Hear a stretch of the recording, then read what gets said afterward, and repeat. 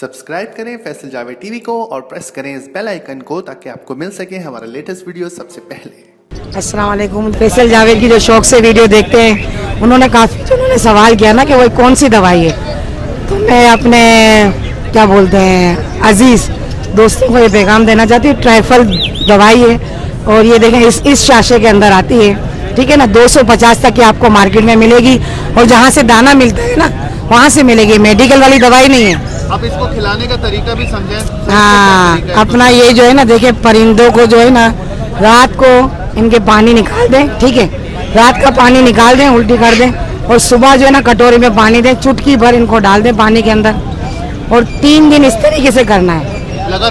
लगातार 3 दिन करना है बस। फिर उसका महीना 1 महीना निकल जाएगा, फिर दोबारा महीना। हाँ, इससे माशाल्लाह परिंदे चुस्त रहेंगे, बीमार नहीं होंगे और हर बीमारियों से भाग रहेंगे। बाकी तो अगर अल्लाह की तरफ से कोई बीमारी है तो कोई नहीं बचा सकता। बाकी हमें हाँ माशाल्लाह ये कंपनी बड़ी ज़बरदस्त है, मैं इसको सलाम करती हूँ। जो ट्राइफल जिसने भी बनाई है बहुत अच्छी बनाई, परिंदे बड़े अच्छे रहे हैं इससे। ठीक है जी, बहुत बहुत शुक्रिया अल्लाह।